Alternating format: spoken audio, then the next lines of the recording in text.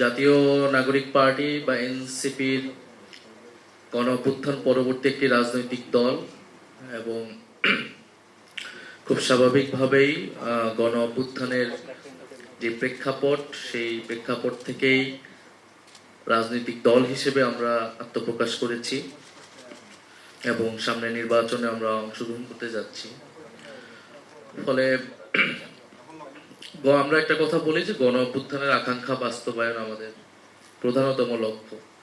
এখন গণ অভ্যুত্থানের আকাঙ্ক্ষা নিয়ে অনেক ধরনের বিতর্ক এবং ডিভিশন আছে, এক একজন এক একভাবে ব্যাখ্যা করেছে, কিন্তু আমরা আমাদের কাছে যেটা আমরা বুঝি যে গণ অভ্যুত্থানের এবং গণ অভ্যুত্থানের সময়ে আমরা যে বক্তব্যগুলো দিয়েছি, মানুষের যে আকাঙ্ক্ষাগুলো আমরা বুঝতে পেরেছিলাম, যেটা আমরা ৩রা আগস্ট আমরা বলেছিলাম যে ফ্যাসিবাদী ব্যবস্থার বিলোপ এবং নতুন রাজনৈতিক বন্দোবস্ত। ফলে দল হিসেবেও আমাদের ঘোষিত মূল কর্মসূচি হচ্ছে এইটা, যে ফ্যাসিবাদী একটা ব্যবস্থার মধ্য দিয়ে বাংলাদেশ বিগত 16 বছর গিয়েছে, সেটা সম্পূর্ণরূপে বিলোপ করে আমরা একটা নতুন গণতান্ত্রিক ব্যবস্থা প্রতিষ্ঠা করা, অর্থাৎ একটা নতুন সামাজিক রাজনৈতিক চুক্তির কথাই আমরা বলেছিলাম গণ অভ্যুত্থানের মধ্য দিয়ে। গণ অভ্যুত্থানের মাধ্যমে শুধুমাত্র একটা দলের পতন বা শুধু কোনো ব্যক্তির পতন এটা আমরা মনে করি নাই। আমরা মনে করেছি যে আমাদের জীবনের পরিবর্তন, পুরো রাষ্ট্র কাঠামোর পরিবর্তন আমার মধ্যে দিয়ে আমাদেরকে যেতে হবে। ফলে গণ অভ্যুত্থানের আকাঙ্ক্ষা বলতে আমরা প্রধানত 3টা জায়গা বুঝাই। একটা হচ্ছে আমাদের যে গণতান্ত্রিক একটা বন্দোবস্ত প্রতিষ্ঠা, দ্বিতীয়ত যেটা আমাদের আন্দোলনের বা ব্যানারের নাম ছিল যে বৈষম্য বিরোধী, অর্থাৎ একটা অর্থনৈতিক ন্যায্য সমাজ প্রতিষ্ঠা করা, যেখানে আমরা সমাজে ধনী গরিবের বৈষম্য কমিয়ে আনতে পারবো এবং মানুষের যে ন্যূনতম মানবাধিকার, মৌলিক অধিকার, নাগরিক অধিকারগুলো রয়েছে, তার শিক্ষা, স্বাস্থ্য, কর্মসংস্থান, সেই জায়গাগুলো নিশ্চিত হবে। এবং তৃতীয়ত আমাদের স্বাধীনতা, সার্বভৌমত্ব যাতে অক্ষুণ্ণ থাকে, আমাদের জাতীয় মর্যাদা যাতে কোথাও কম্প্রোমাইজ না হয়। কারণ বিগত সময়ে দেখেছি আমাদের জাতীয় স্বার্থ বিরোধী অনেক চুক্তি, অনেক বৈদেশিক সম্পর্কের ক্ষেত্রে জাতীয় স্বার্থকে প্রাধান্য দেওয়া হয়নি। ফলে সার্বভৌমত্ব এবং জাতীয় মর্যাদাও আমাদের অন্যতম একটি লক্ষ্য। ফলে এই 3টি জায়গা থেকে আমরা গণ অভ্যুত্থান পরবর্তীতে কাজ করার চেষ্টা করেছি এবং সেই জায়গা থেকে সংস্কারের কথাটা এসেছে, বিচারের কথাটা এসেছে এবং নির্বাচনের কথাটা এসেছে। সংস্কারের আমরা জুলাই ঐক্যমত কমিশনে জুলাই সনদ, সেটাতে ঐক্যমত এসেছি, যদিও সেখানে আমাদের অনেক দাবি উপেক্ষিত হয়েছে। আমরা যেইভাবে পুনর্গঠনটা চেয়েছিলাম সেটা হয়নি, কিন্তু বাস্তবতা মেনে নিয়ে আমরা বলেছি যে যতটুকু হয়েছে সেটাতেই আমরা আমাদের অর্জন মনে করে সামনের দিকে আগাতে চাই। এবং সামনে নির্বাচনটা হচ্ছে গণভোট। আমরা যখন নির্বাচনের কথা বলি, আমরা শুধুই নির্বাচনের কথাই বলতেছি, যেন এটা একটা সাধারণ নির্বাচন যেখানে ক্ষমতার শিফটিং ঘটবে একটা সরকার থেকে আরেকটা সরকার। কিন্তু এই নির্বাচনটা গণভোট এবং গণভোটের মধ্যে দিয়ে আমরা যেই জায়গাগুলো এসেছিলাম সেই অর্জনগুলা বাস্তবায়িত হবে যদি জনগণ সেটার পক্ষে থাকে। ফলে জুলাই সনদ আমাদের রাজনৈতিক কর্মসূচির অন্যতম কেন্দ্রবিন্দু। এই সময়ের রাজনীতি জুলাই সনদে যে জায়গাগুলোতে আমরা ঐক্যমত হতে পেরেছি, এছাড়া আমরা আমাদের দলগতভাবে রাষ্ট্রের মৌলিক সংস্কারের যে প্রস্তাবনা দিয়েছি তার অনেকগুলো গৃহীত হয়েছে, অনেকগুলো গৃহীত হয়নি।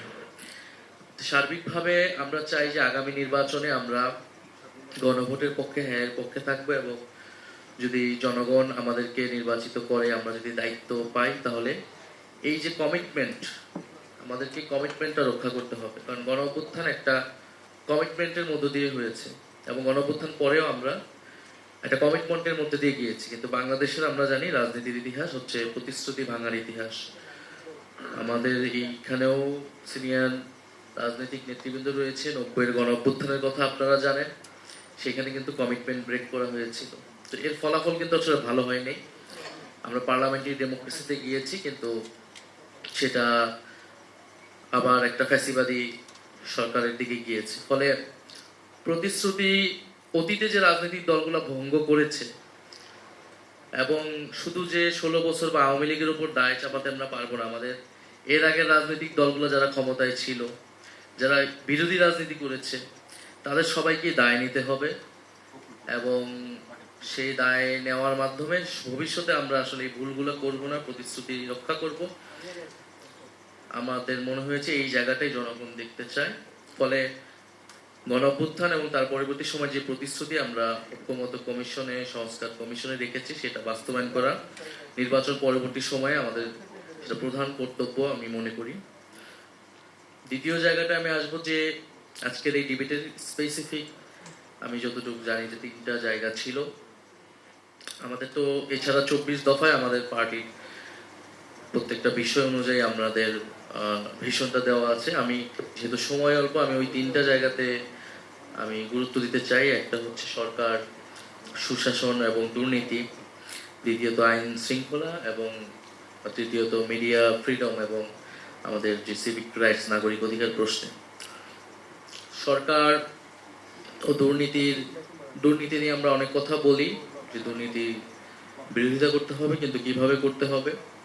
দুর্নীতি দমন করতে হলে সবচেয়ে গুরুত্বপূর্ণ যেটা, সেটা হচ্ছে অ্যাকাউন্টেবিলিটি নিশ্চিত করা, জবাবদিহিতা এবং স্বচ্ছতা। এই 2টা জায়গা যদি আমরা নিশ্চিত করতে না পারি, আমরা আসলে দুর্নীতি দূর করতে পারবো না। এবং আমার একটা অভিজ্ঞতা যেহেতু হয়েছে গণঅভ্যুত্থান পরবর্তী সরকারে থাকার ভিতর থেকে, এই সময়টা দেখেছি যেখানে কোনো প্রশাসন ছিল না, এই প্রশাসন আবার রিঅর্গানাইজ হয়েছে, একই সাথে দুর্নীতির চক্রগুলো কিভাবে রিঅর্গানাইজ হয়েছে।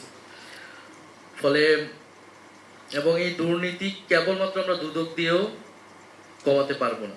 এটা রাষ্ট্রের সব জায়গায়, আপনার বিচার বিভাগ, পুলিশ, ব্যুরোক্রেসি, সব জায়গায় যদি আমরা এই প্রতিষ্ঠানগুলোকে প্রতিষ্ঠান হিসেবে কাজ করতে দিতে পারি এবং অ্যাকাউন্টেবিলিটি, জবাবদিহিতা নিশ্চিত হয়, সেটা তাহলেই দুর্নীতি কমানো সম্ভব। এবং আমরা মনে করি যে ট্রান্সপারেন্সি দরকার গভর্নমেন্টের, এবং মানুষের কাছে তথ্য প্রাপ্তিটা দরকার। আমরা যখন সরকারের বিভিন্ন প্রকল্প নিচ্ছি, বাজেট হচ্ছে জাতীয় এবং স্থানীয় পর্যায়ে, এই তথ্যগুলা জনগণের কাছে উন্মুক্ত করতে হবে আরো ব্যাপকভাবে। সেই জন্য আমরা মনে করি যে একটা কর্মসূচি আমাদের নিতে হবে সরকারের জায়গা থেকে, সেটা হচ্ছে হিসাব দাও। জনগণের জায়গা থেকে জনগণ সরকারের প্রত্যেকটা প্রকল্পে, যে কোনো একটা ছোট রাস্তা হলেও, এটা স্থানীয় লেভেল থেকে ন্যাশনাল লেভেল পর্যন্ত এই হিসাব দাও কর্মসূচির আওতায় সরকারের সকল প্রকল্পকে নিয়ে আসতে হবে। একটা এলাকায় যদি একটা রাস্তাও হয়, সেই রাস্তায় কত খরচ কোন খাতে হচ্ছে, এটা ডিটেইল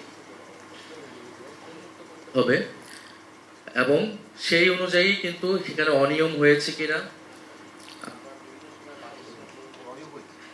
বিভিন্ন প্রকল্প নেওয়া হয়েছে যেখানে 10টা কম্পিউটারের টাকা, আমার যেটা 10 লাখ টাকা আমি করতে পারি, সেটার জন্য 70 লাখ টাকা বাজেট করা হয়। ফলে এই যে প্রত্যেকটা খাতে কি পরিমাণ অর্থ যাচ্ছে, এইখানে দুর্নীতির উৎসটা থাকে। ফলে আমরা মনে করি যে এই হিসাব দাও কর্মসূচির অধীনে জনগণের একটা সুযোগ থাকে যে তারা তথ্যটা পাবে, এবং সেই অনুযায়ী অ্যাকাউন্টেবিলিটি করতে হবে। দুদককে আমরা চেয়েছিলাম যে সাংবিধানিক প্রতিষ্ঠান আকারে এবং নিরপেক্ষ জায়গা থেকে নিয়োগটা করতে, সেটা আমরা ঐক্যমত কমিশনে আনফরচুনেটলি আমরা সেই জায়গায় ঐক্যমত হতে পারিনি। আইন শৃঙ্খলার জায়গায় আমাদের পুলিশ কমিশন যেটা হয়েছে সেটা বাস্তবায়ন করতে হবে, এবং 1861 সালের যেই পুলিশ আইন, সেটাকে গোড়া থেকে শুরু করতে হবে, সেই কলোনিয়াল টাইম থেকে, পুলিশ থেকে। এবং মিডিয়া ফ্রিডমের ব্যাপারে আমরা বলবো যে মিডিয়ার ফ্রিডম যেমন নিশ্চিত করতে হবে, অ্যাকাউন্টেবিলিটিও নিশ্চিত করতে হবে। বিশেষত বিগত 15-16 বছরের ফ্যাসিবাদী আমলের যে মিডিয়ার রোল, সেইটা নিয়ে আমাদের আরো বিস্তর পর্যালোচনা লাগবে। এবং সর্বোপরি সিভিক রাইটসের প্রশ্নে আমাদের এই মুহূর্তে যে সংকট, যে একটা সামাজিক ফ্যাসিবাদের উত্থান আমরা দেখতে পাচ্ছি, সেটার জন্য আমাদের একটা তো রাষ্ট্রের জায়গা থেকে, সরকারের জায়গা থেকে কাজ, দ্বিতীয়ত হচ্ছে আমাদের নতুন সিভিল সোসাইটি লাগবে, নাগরিক সমাজ লাগবে, পলিটিক্যাল কমিউনিটি লাগবে, যেখানে রেসপন্সিবল সিটিজেন গ্রো করবে, যারা আমাদের এই নাগরিক অধিকারের প্রশ্নে কথা বলতে পারবে।